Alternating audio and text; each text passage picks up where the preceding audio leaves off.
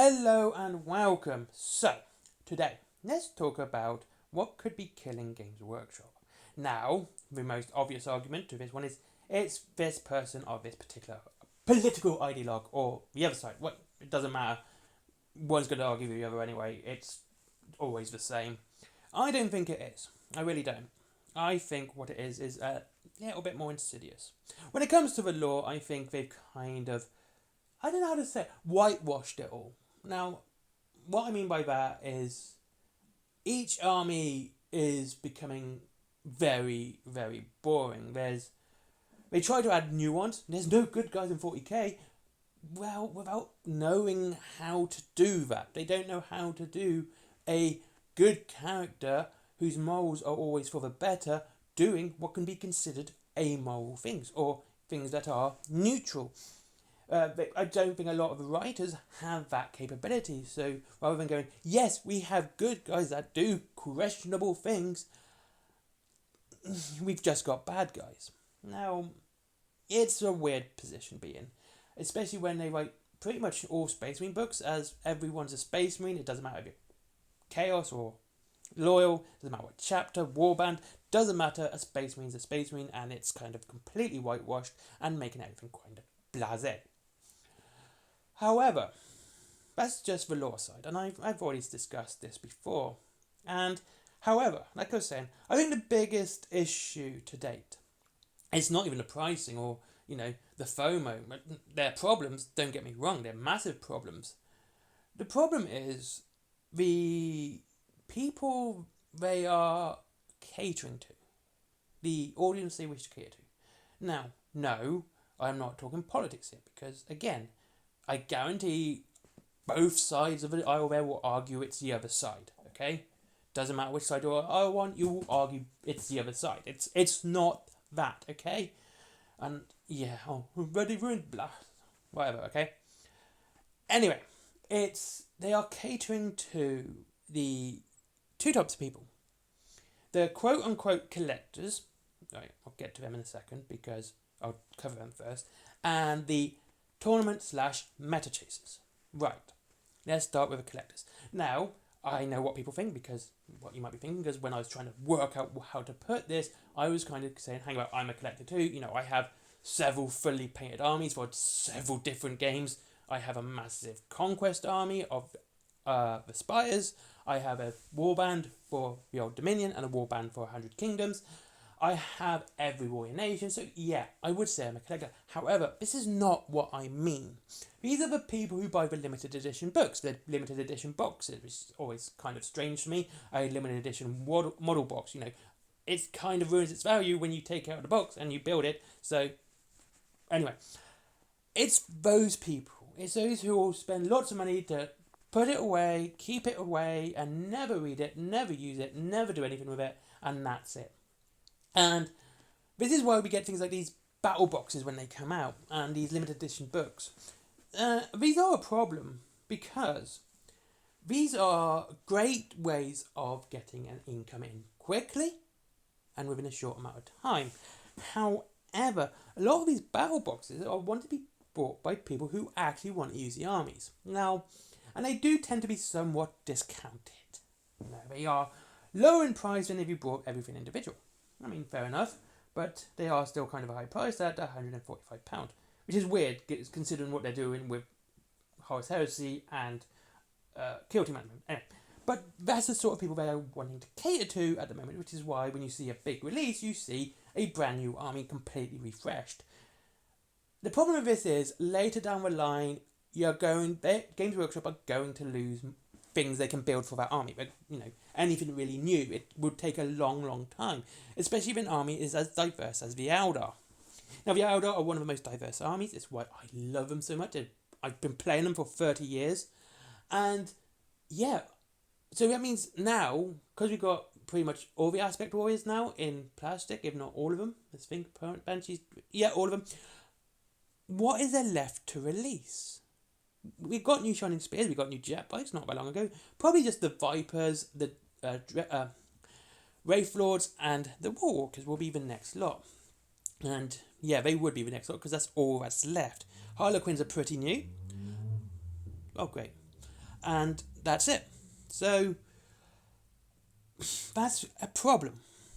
And you've got Grey Knights who haven't been touched in 20 years because they've kind of painted themselves in a corner when it comes to firstborn Space Marines. They can either make a massive heresy of making Space Marines with the Emperor's Gene Seed Primaris, or they're going to start having to release stuff deliberately just for Grey Knights. And they will do with this big box, and it leaves pretty much anything post that box obsolete. And that's the problem. Like when you build this, you get the codex and you get the models, everything else is pretty much obsolete. If you're doing an Emperor's Children army and you were using Chaos Space Marines, or the standard ones, and you were just giving them, Emperor's Children, this new box pretty much makes your new army obsolete. Your army obsolete. Because now it's got a codex attached.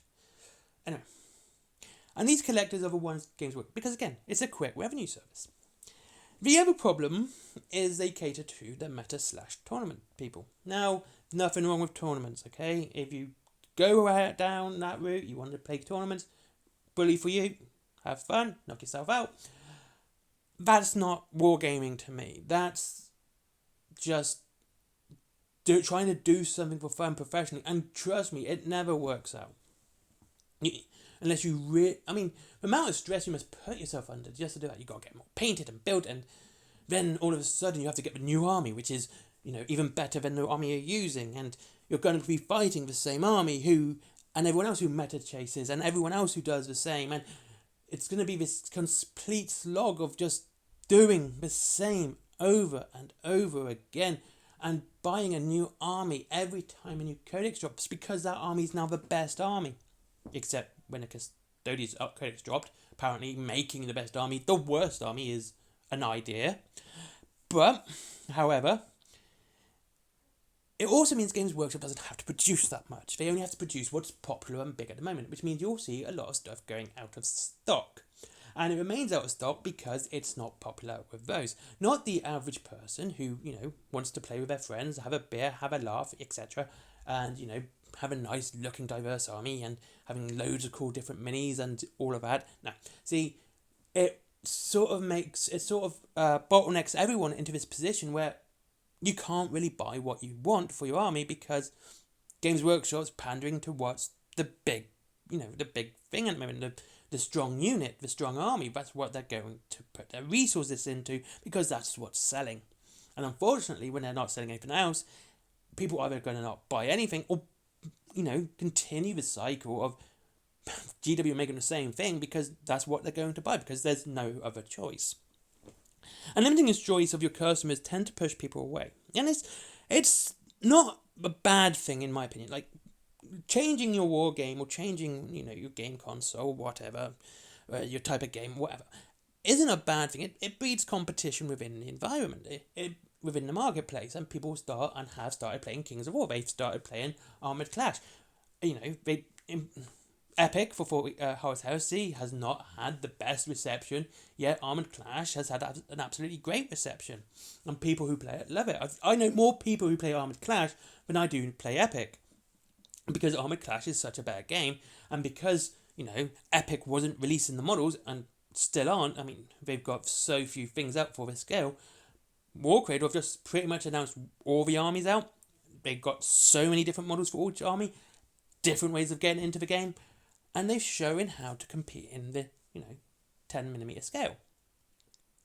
And of course this year, or is it next year? Soon we're going to have Warpath.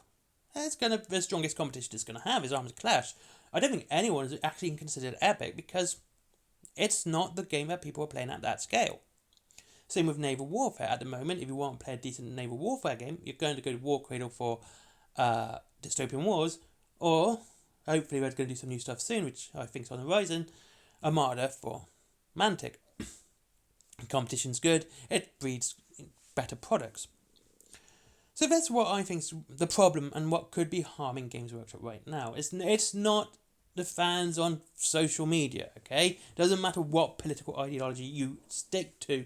They are not the problem. Your opposite is not the problem. The problem is people who will not buy who, sorry, that's bad of me, that's very naughty, who will only buy the strongest thing there is, the best army there is, and then swap their army entirely when a new army is dropped or a new codex has dropped. And it's the ones who will buy the boxes and just put them away. They're limited edition people, which means books come later. I'm still waiting for the last 2 Siege of Terror in paperback.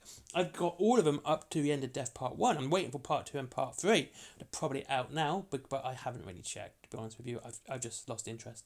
But it's just annoying me that I don't have the complete collection. Yay! ADHD, isn't it? Fun. So there. So when people say certain fans or certain communities are killing it, they're not. They don't have the power, okay? It's more insidious. It's the people who are buying and why they're buying, rather than, the average wargamer. Everyone, other company, caters to the average wargamer. They produce models and armies and stuff like that, and they try and balance the game out as best as they can. So, you feel like when you're playing a game, your models fit the game. This is why one-page rules is probably the best market and advertising for Games Workshop right now, because they got this, you can use your GW models in it and you have a balanced game. Anyway, thank you very much for watching. I hope you enjoyed this kind of long-winded video. If you wish to buy some more, if you wish to, go into other wargames, there's Wayland Games down below. Free delivery after £20 and up to 20% off wargaming stuff, and there's a point system as well, which is pretty cool. There's also Forbidden Planet for comics, books, DVDs, mangas, etc. There's my merchandise as well. Go check that out if you wish to support me personally. I'd really like it, especially with comic. It's so much fun to do. I've really got to do a second issue now. I just haven't got the time. I barely have the time to do this. There's also Skyforge, my friend, never forget him. And finally, there is Patreon, because business. Bye-bye.